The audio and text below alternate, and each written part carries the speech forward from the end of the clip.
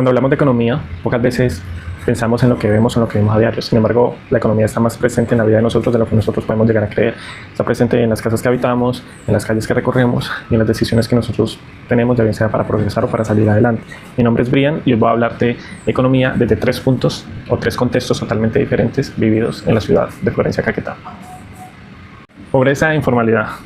En el conjunto de imágenes que se les va a mostrar aquí, como por ejemplo calles sin pavimentar, una casa en estado de abandono o probablemente una casa de invasión y vendedores ambulantes, se puede pensar, pues, digamos, la pobreza que se puede presenciar en este caso, en esta cruda realidad de la ciudad de Florencia, Caquetá, y no solo de la ciudad de Florencia, Caquetá, sino en muchas ciudades en las cuales pues se reflejan estos contextos, ¿sí?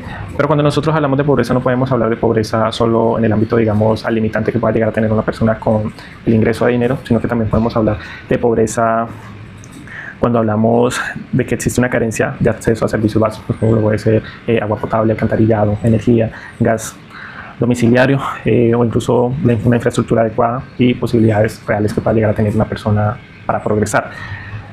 Sin embargo, esta no es la única cara de la economía de Florencia. Entonces, para eso iremos con el segundo contexto, que sería crecimiento económico y comercio. Entonces, ya en ese punto ya podemos ver un centro comercial, podemos ver restaurantes, podemos ver que hay movimiento de dinero y movimiento de personas, digamos, en un marco un poco más legal, ¿sí? Porque pues ya estamos mirando que hay un intercambio de bienes y servicios, por decirlo así, en algún punto, ¿sí?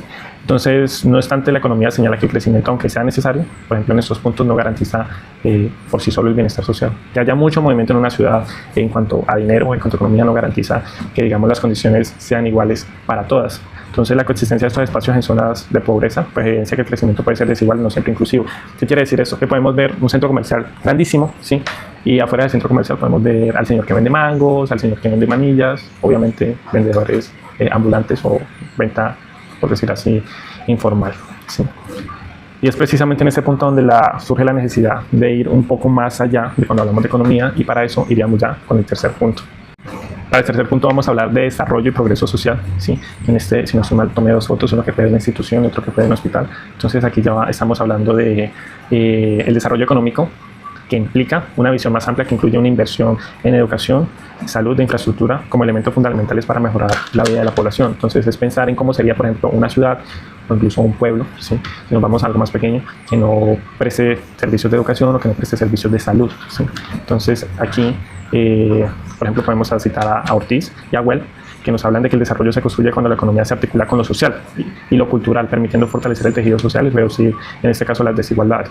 Ya que por ende, pues todos tenemos derecho a recibir una buena educación, a recibir salud cuando nosotros lo necesitamos, ¿sí? Pues digamos que ya para hacer un cierre, un análisis reflexivo, ¿sí? Pues digamos, al analizar estos 3 contextos de manera conjunta se puede comprender que, por ejemplo, la ciudad de Florencia es un territorio donde la pobreza, el crecimiento económico y el desarrollo conviven y se interrelacionan constantemente. Eso era lo que les decía yo. Digamos, el centro comercial y el vendedor ambulante allá afuera, normal, ¿sí?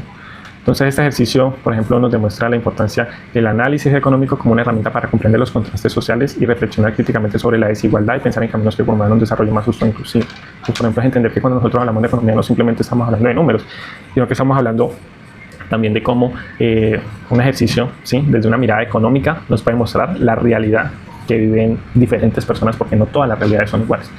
Y para terminar, quiero terminar con esta frase que dice: tal vez entender la economía no se trata solo de aprender conceptos, números, como lo decía yo, sino de aprender a mirar nuestro entorno con más conciencia, más responsabilidad y más responsabilidad social.